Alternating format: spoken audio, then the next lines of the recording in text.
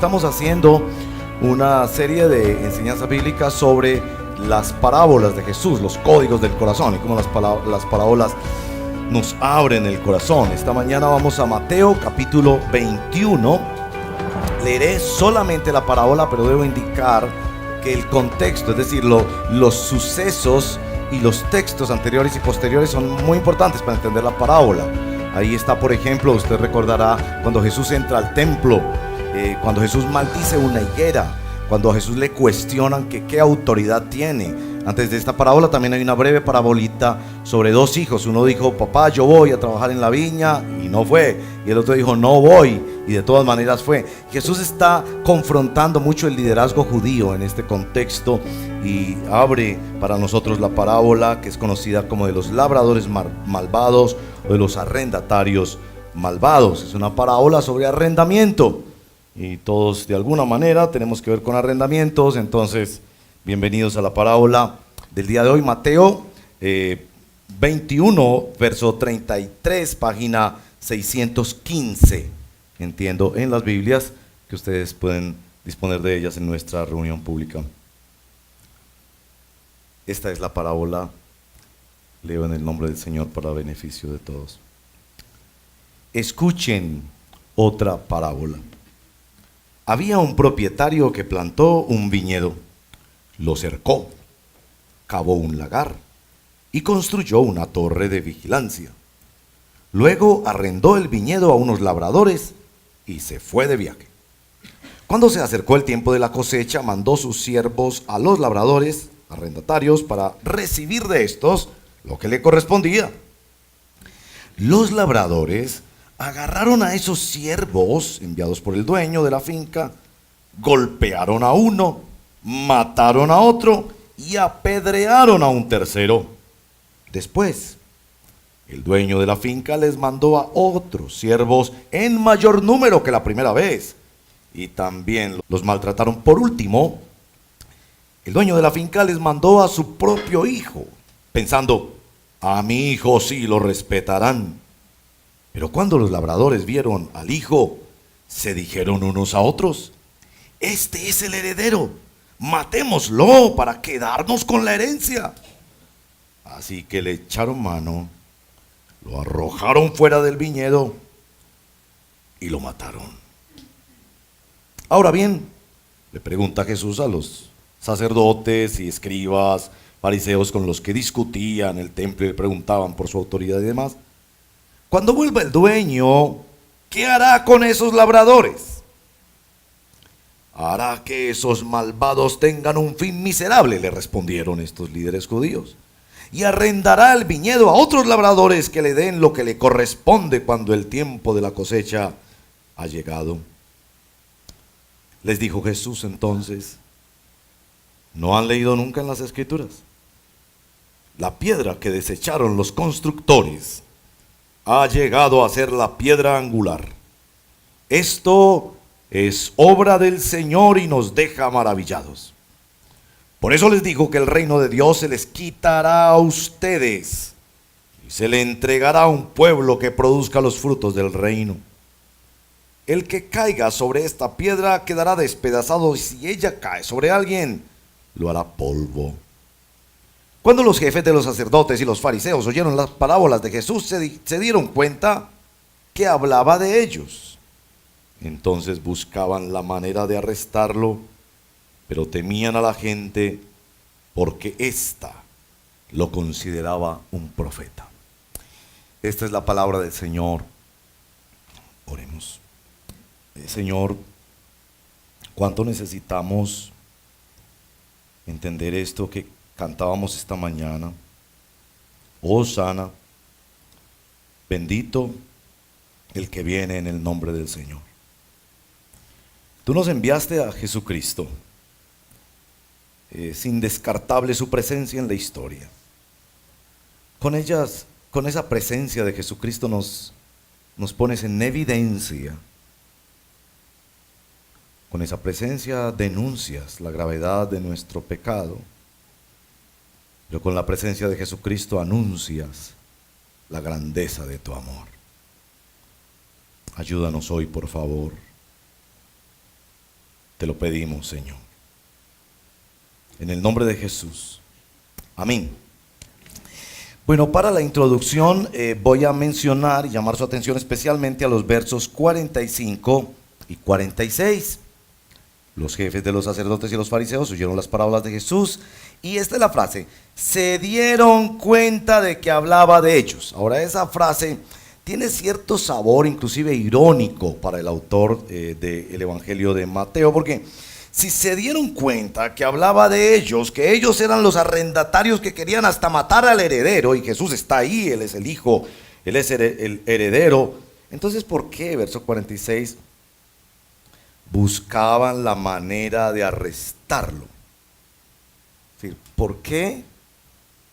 Si entendieron que hablaba de ellos, ¿por qué siguieron con el maligno plan de hacerle daño a Jesús? Este es el problema por el que la parábola está escrito y ese es nuestro problema.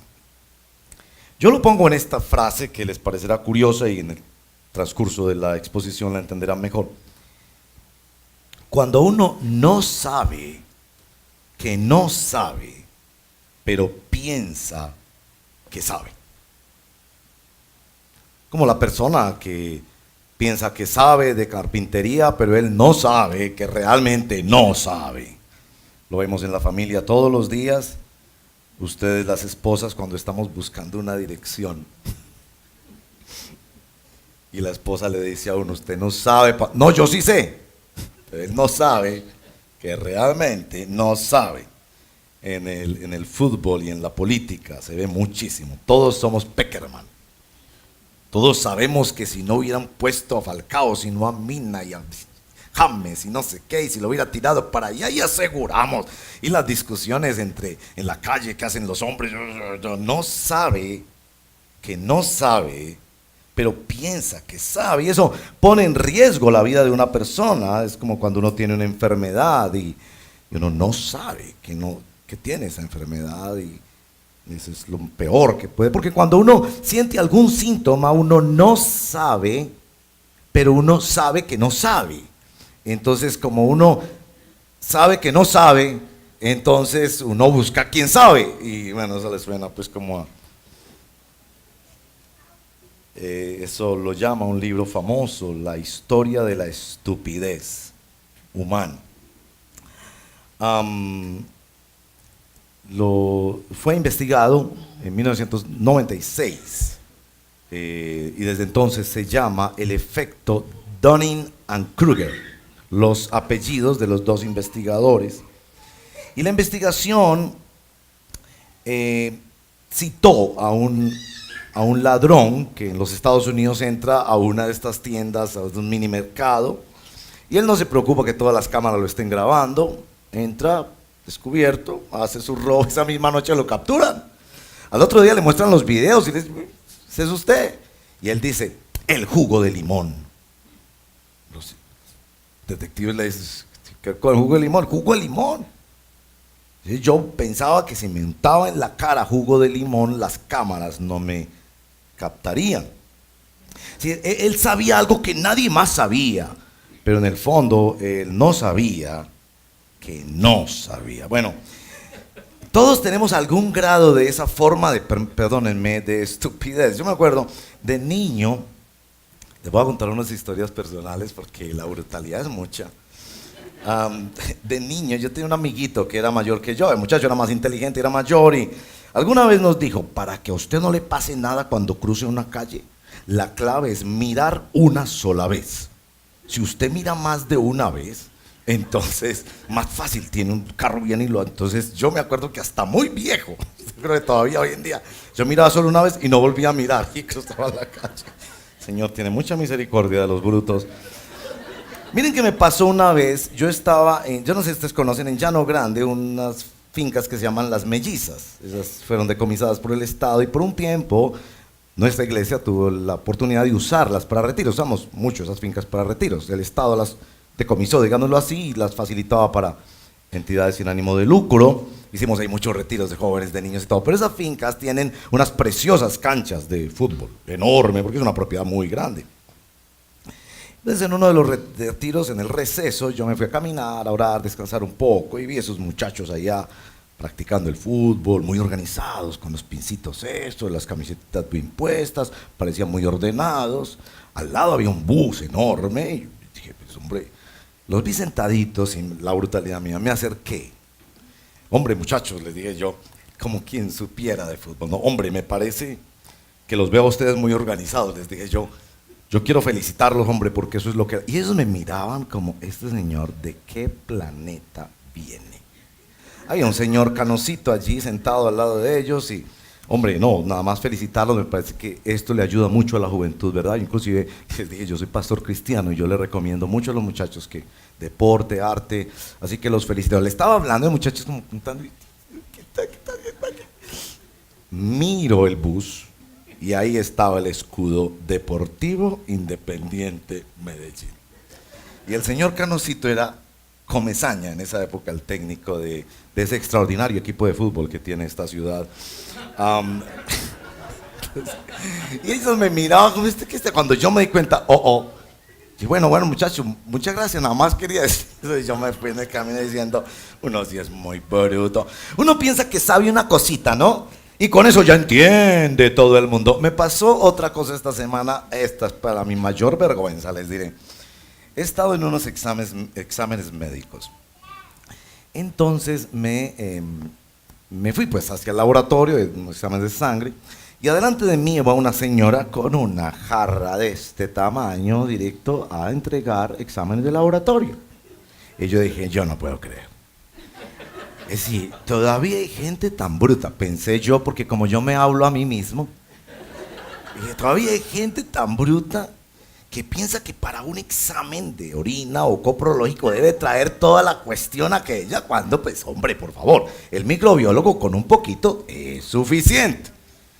La señora tomó su rumbo, se metió a uno de aquellos cubículos allá a hacer sus procesos médicos, y yo me senté y yo decía, no, Dios mío, no, yo no puedo creer que a estas alturas todavía haya personas que piensan esto y que hacen esto. Bueno, entro donde el médico y me manda un examen de orina. Y precisamente me pide un examen de orina que se llama 24 horas de orina. Y a los 2 días estoy entrando yo al mismo laboratorio con mi canequita de cosas. Yo entraba y yo decía, yo sí soy muy bruto. Si yo pensaba que con ese pedacito que yo sabía, yo entendía todo el universo. Bien, hasta ahí, por ahora, las historias que les voy a contar hoy. Esta historia, esta parábola es escrita para los puntos ciegos que nosotros tenemos. Todos tenemos puntos ciegos, como cuando conducimos, partes que no vemos, y es escrito para eso. Y especialmente para que aquellos que piensan que saben un poquito y entonces ya son más capaces y hasta más sagaces que los demás. Dunning and Kruger, que fueron los que popularizaron este efecto y lo investigaron, dicen es que la misma ignorancia e incompetencia le hace al hombre ser incapaz de medir o de saber su propia ignorancia e incompetencia. Con el agravante de que existe la tendencia a subestimar lo que sabemos, a sobreestimar lo que sabemos, y a subestimar lo que otros saben. Quizás esto tiene que ver con esto que los antioqueños padecemos en demasía, que es la terquedad. Eso de que por donde metió la cabeza, por ahí la tiene que sacar. Bueno, eso es lo que denuncia esta parábola. ¿Cómo es posible, verso 45, que ellos se dieron cuenta que estaba hablando de ellos, pero siguen con el maligno plan de destruir al dueño de la finca? Primero, exploremos esta denuncia. La parábola denuncia la gravedad y el absurdo del pecado humano. Ellos recibieron la finca con todo. El texto inclusive nos deja ver que el viñedo estaba construido con toda precisión y con todos los elementos. Y seguramente cuando recibieron la finca le dijeron: patrón, cuente con nosotros para las que sea. Dentro de un año viene y aquí le tenemos sus dividendos.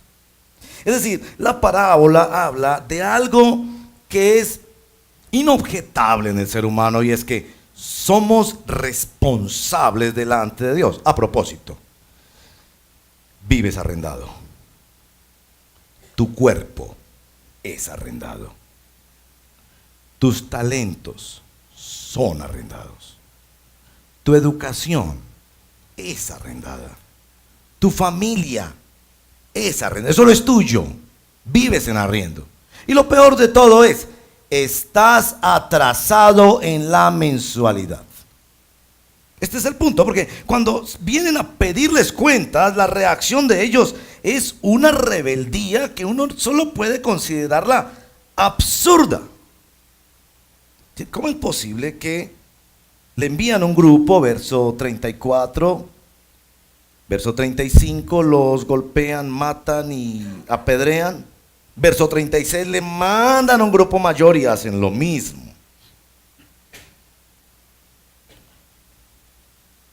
Uno no sabe si los líderes judíos, que es para quienes se escribe esta parábola, se estaban haciendo los locos o qué. Uno puede pensar que algo entendieron cuando ellos dicen entendieron que hablaba de ellos, pero evidentemente son estas personas que no saben. Tal vez por eso desde la cruz nuestro Señor dice: Señor, perdónalos, Padre, porque no saben lo que hacen. Hay como una progresión en esta historia, una progresión de rebeldía, una progresión que revela las raíces. Uno podría decir que al principio estos arrendatarios y los arrendadores eran unos aprovechados. Después, unos conchudos. Después, definitivamente, unos sinvergüenzas. También diríamos unos ignorantes, pero no solo eso, sino indolentes, pero también injustos. Unos miserables, unos criminales, unos indómitos. De hecho, los líderes judíos a quienes Jesús les cuenta la parábola caen en la trampa. Porque Jesús les pregunta en el verso 40, bueno, cuando venga el dueño, ¿ustedes qué creen que debe hacer con estos arrendatarios? Y ellos responden de inmediato, parecido a David, ¿se acuerdan? Esos malvados deben tener un fin miserable y arriéndele el viñedo a otras personas. No entendían del todo que eran ellos, pero más adelante el texto nos dice, entendieron que eran ellos. Uno dice, ¿cuál es el grado que tiene la estupidez humana? ¿Hasta dónde nos lleva el pecado? Y tengo dos ejemplos para esto. Las cajetillas de cigarrillos. Ahora, no solo es mezquino el comercio y el Estado cuando permite que esas cajetillas estén justo al momento que uno saca la plata para pagar en las zonas de cobro en los grandes superficies. Pero, ¿ustedes han visto las fotografías? Le presentan a unas fotografías de lo más grotesco que uno pueda imaginar. Ahí está la persona con cáncer de garganta, con cáncer de nariz. De las fotografías que uno quiere mirar están en la misma cajetilla. Y aún así el fumador la compra. Sí, aunque te muestren que vas a estrellarte, que vas a dañarte, que vas a dañar a muchos, todavía sigues adelante con el plan. ¿No es esto lo que está pasando aquí? Aunque Jesús en la parábola les está mostrando, es esto lo que está pasando. Habían venido los profetas, había enviado Dios tantos comisionados a hablarles de que vinieran a Él, y envía a su hijo, y ahora ellos piensan, matemos al hijo. Y todavía la historia no ha terminado, porque es el hijo el que les está contando la historia. Y ellos perseveran en el mal, como quien ve la fotografía, sabe que le va a hacer daño y todavía se tira por el abismo del pecado. No sé si ustedes conocen Angelópolis. Me interesó siempre conocer Angelópolis hasta que por fin la conocí. Es un pequeño pueblo antioqueño. Siempre me llamó la atención el nombre. Nada que ver con la realidad de ese pobre pueblo, porque ha sufrido el problema de la minería ilegal y todos estos asuntos de minería. Bueno, un día fui con mi familia a conocer Angelópolis y bueno, fuimos a las minas que dan pena, la verdad, la forma en que seres humanos en pequeñas cavidades se meten a hurtadillas hasta 200 metros, me dijo un trabajador que salió de la mina de carbón y otras cosas, salió y algunos de ellos salen fumando. Entonces un campesino que salió fumando, le pregunté cuántos años tiene, me dijo 45, pero aparentaba mucho más que 60. Dije, señor, ¿usted por qué fuma? Y allá adentro, usted no sabe que eso, una tragedia tremenda. Y me dijo, yo le dije, ¿usted sabe que puede explotar adentro todo porque usted fuma? Sí, yo sé, me dijo. Y dije, entonces, ¿usted por qué fuma allá adentro? Y me dijo esta respuesta: es que los bobos nos matamos solos. Eso fue lo que él me dijo, yo no lo dije, sería irrespetuoso. Él fue el que me dijo eso. Le dije, ¿usted sabe lo que me está diciendo? Sí, los bobos. Se reía y todo, que los bobos nos matamos solos. Esta parábola está dibujando y denunciando lo absurdo y lo grave que es el pecado en el corazón humano. Nosotros actuamos en contra de las mismas evidencias en una progresión que nos lleva a nosotros hacia nuestra propia condenación. Y estos hombres entendieron, pero ellos no sabían, pero se escondían detrás del pedacito que sabían un poco, si me permiten, el problema de los agnósticos y de los ateos. A un tema que podemos hablar en otra ocasión más ampliamente, pero el agnóstico se diferencia del ateo. El agnóstico dice, yo no tengo suficiente evidencia para saber que detrás de esa pared hay un elefante. Entonces el agnosis, el agnóstico básicamente dice, yo no sé si hay o no algo allá, no sé. Y como no puedo saber, entonces no hago nada al respecto, no busco a Dios, no hago nada, ¿cierto? El ateo es mucho más atrevido que el agnóstico. El ateo dice, no, yo sí sé que allá detrás de esa pared no está. Por supuesto, no se trata de un elefante, sino de Dios. Y el agnóstico y el ateo comparten un universo cerrado, es decir, ellos piensan que solo existe lo que ellos pueden comprobar. Pero noten esto, están pidiéndole orgullosamente a toda la creación infinita de Dios que se reduzca a lo que ellos pueden comprender. Y están desconociendo que la realidad no es solo realidad natural, que es realidad sobrenatural. Y están arriesgando su vida por el pequeño pedacito que ellos conocen, porque la verdad es muy pequeño lo que conocemos de toda la inmensa creación de Dios. Pero ellos ya llegaron a la conclusión de que no hay nada más fuera de este universo cerrado, visible y comprobable en un laboratorio. Por supuesto, muchos de los científicos saben muchísimo más que nosotros de esa creación de Dios material y visible, pero no se atreven a aceptar que hay algo más allá que ellos no conocen, y de hecho llegan al punto de esta estupidez humana de no saber que no saben, porque se aferran a un pedacito de lo que saben. Pero esta historia no solo denuncia el absurdo del pecado humano que rechaza a Jesucristo, sino que esta historia anuncia lo que yo he llamado aquí en mis notas el extravagante amor de Dios. Un buen ateo y un buen agnóstico diría, si Dios existe, jamás haría esto. Es que la historia es hasta ridícula. Manda a 3, se los matan, golpean, apedrean, manda a otros mucho más, les pasa lo mismo y enseguida manda al hijo solo. Lo dice el dueño de la finca, señor, ¿usted qué estaba pensando? Es que por favor, usted se lo puso en bandejita de plata. ¿Por qué hace eso? Esta semana en las noticias, una madre caleña está mirando, como muchos que tienen algo de tiempo para hacer eso, los videos en las redes sociales y todo. Entonces hay un video viral de un muchacho que está haciendo vandalismo en Cali, que está atracando con una navaja, que es un sinvergüenza, un bandido de 16 años, y para sorpresa de la señora es su hijo. Cuando el muchacho llega a casa, le pega su buena pela. No estoy diciendo que está bien pegarle pela a muchachos de 16 años, solo que eso fue lo que la señora hizo. Ya lo dijo en la televisión, que la entrevistaron. Y ella misma, después de que lo ha disciplinado, lo lleva a la comisaría de policía y se lo entrega a la policía. Bien, esa clase de entregas uno las entiende. De hecho, uno pensaría hasta que es ejemplar. Si usted tiene un hijo bandido, entrégueselo a las autoridades. Pero no esta clase de entrega. Este es el mejor ser humano que ha vivido. Partió la historia en dos: su vida pura, sus enseñanzas extraordinarias, su poder sobrecogedor, la forma en que amó al niño, a la prostituta, al leproso, lo abrazó. No. Entregarlo, por favor, y entregarlo ¿de qué manera? Porque no fue un accidente, ni fue una decisión de último momento.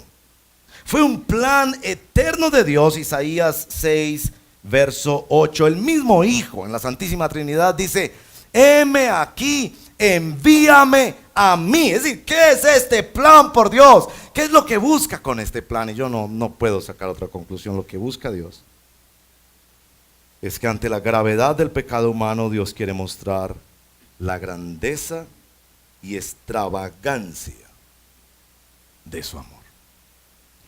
Piense por un momento. Ayudar al enemigo es una cosa. Yo tengo un enemigo y yo le mando una ayudita para que no se muera de hambre, pero entregarle a mi hijo, que le saquen el corazón a mi hijo para ponérselo a un bandido que ha sido mi enemigo, que me ha hecho daño. No. Ese plan no podría existir en la mente humana jamás. ¿Qué es lo que el propietario quiere decir? Bueno, tres cosas. La primera: al propietario le interesa más el cambio de corazón de los arrendatarios que el fruto de la finca. Ya lo veíamos en la parábola anterior. Él no le interesa el fruto de la finca. Uno ve este persistente amor de Dios, casi obsesivo, esperando que el otro cambie. Mandémosle al otro a ver si ahí sí. Mandémosle al otro a ver si ahí sí. Y mandémosle al hijo a ver si ahí sí respetan y temen a Dios. Porque le interesa más el cambio de tu corazón que lo que tú hagas para él o lo que tú le des a él. A este propietario le interesa que lo mires a él más que a tus propias ambiciones.